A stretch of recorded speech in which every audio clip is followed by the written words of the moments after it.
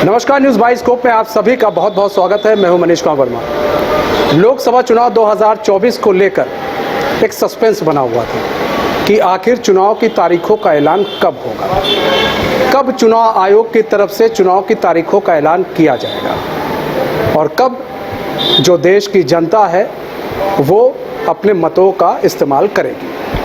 इन सभी जो सस्पेंस बना हुआ था, उन सभी सस्पेंसों से हम पर्दा उठाएंगे। हमारे साथ हमारे वरिष्ठ सहयोगी राकेश गुंजन जी भी जुड़ चुके हैं। राकेश गुंजन जी, एक सस्पेंस बना हुआ था लोकसभा चुनाव को लेकर कि इनके तारीखों का ऐलान कब होगा, कब देश की जो जनता है लोकसभा चुनाव में अपने मतों का इस्तेमाल करेगी।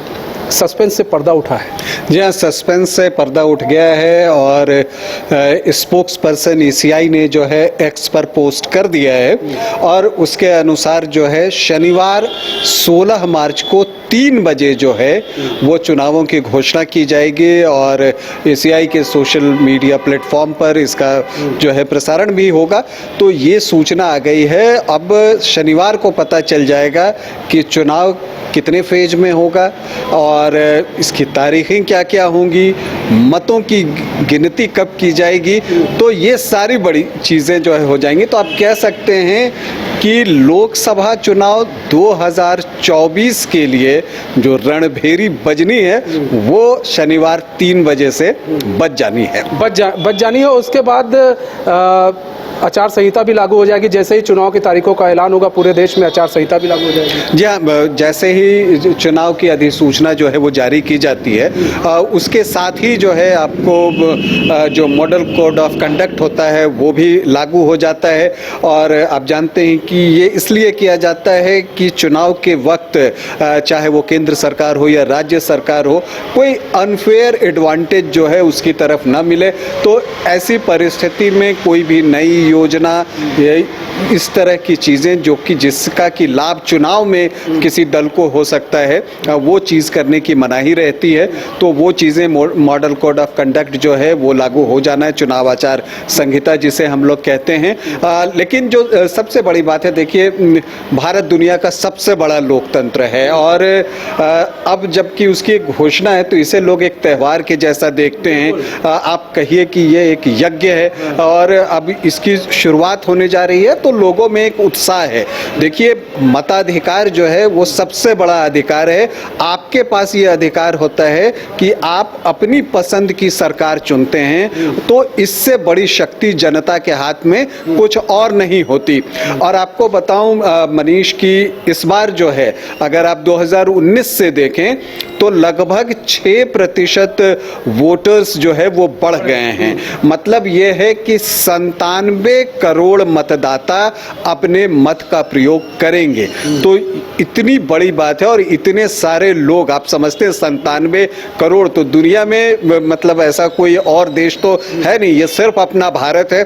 और मुझे लगता है कि लोगों को बढ़ चढ़ कर जो है अपने मतों का प्रयोग करना चाहिए और वोट करना चाहिए। जो वोट प्रतिशत है वो बढ़े। हालांकि अगर आप ये देखें कि पिछली बार से इस बार थोड़ी देर होने जा रही है और मुझे लगता है पिछली बार जो है 10 मार्च को 2019 में जो है चुनावों की घोषणा हुई थी और इस बार जो है 16 मार्च को होने जा रही है।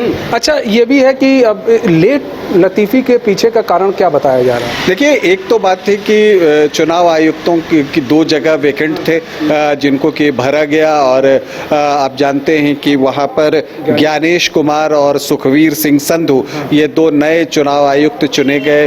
अब जो है इसके बाद उन्होंने शुक्रवार को अपना कार्यभार संभाल लिया है। तो अब शनिवार को जो है डेट अनाउंस कर दिए जाएंगे लोकसभा चुनाव के लिए। और सिर्फ लोकसभा चुनाव के लिए ही नहीं, 4 राज्यों के विधानसभा चुनाव भी हैं जिसमें कि आंध्र प्रदेश है, इसके अलावा उड़ीसा है और फिर आपको अरुणाचल प्रदेश है और सिक्किम है। तो इन 4 जगहों पर जो है वो विधानसभा के चुनावों की भी घोषणा होगी। देखिए, अगर हम 2019 को देखें तो 7 फेज में जो है वो चुनाव कराए गए थे लोकसभा के। तो मुझे लगता है कि इस बार भी वही चीज़ जो है दोहराई जाएगी, इसकी संभावना मुझे दिख रही है कि 7 फेज में ही फिर से इस बार भी इलेक्शन होगा। अब पिछली बार जो है 11 अप्रैल को जो है पहले फेज का मतदान हुआ था और फिर 19 मई को जो है वो 7वें फेज का मतदान जो है वो हुआ था। 23 मई को मतों की गिनती हुई थी और रिजल्ट आए थे।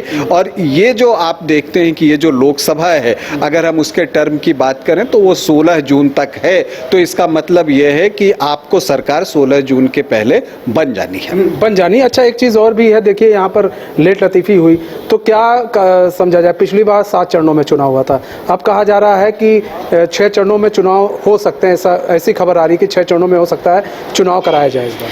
देखिए, ये तो अब चुनाव आयोग को तय करना है, लेकिन मुझे लगता है कि जैसे पिछली बार 7 फेज में हुआ था, देश इतना विशाल है और आपको हर जगह की परिस्थितियों को देखना पड़ता है। वैसे चुनाव आयोग इसके लिए लगातार जो है वो अपनी प्रैक्टिस कर रहा था, इन चीज़ों के बारे में जो एक पूर्वाभ्यास होता है उनकी तरफ से हो रहा था। तो वो कितने तैयार हैं और कितने फेज में होगा, उसके लिए बहुत सारी परिस्थितियों का आकलन करना पड़ता है, स्थितियों को देखना पड़ता है, उसके अनुसार ही जो है वो फैसले लिए जाते हैं। तो 7 फेज में पिछली बार हुआ था, अब इस बार चुनाव आयोग को तय करना है कि वो कितने फेज में चुनाव जो है वो करवाता है। अब ये चुनाव आयोग तय करेगा कि कितने फेज में चुनाव होता है, लेकिन कल जो है चुनाव आयोग के द्वारा तारीखों का ऐलान हो जाएगा कि लोकसभा चुनाव की तारीखों का ऐलान कर दिया जाएगा। 3 बजे प्रेस कॉन्फ्रेंस करेगी चुनाव आयोग और उसके बाद जो है तारीखों का ऐलान हो जाएगा। इस दौरान ये भी पता चल जाएगा कि कितने फेज में चुनाव होना है और लास्ट डेट क्या है। और सबसे बड़ी चीज़ ये है कि पूरे देश की जनता को जो है लोकसभा चुनाव की इंतज़ार था कि कब वो अपने मतों का प्रयोग करेंगे। फिलहाल हमारे इस खास पेशकश में इतना है, मुझे दीजिए इजाज़त। तो खबरों के साथ बने रहने के लिए देखते रहिए न्यूज़ बाय स्कोप। नमस्कार।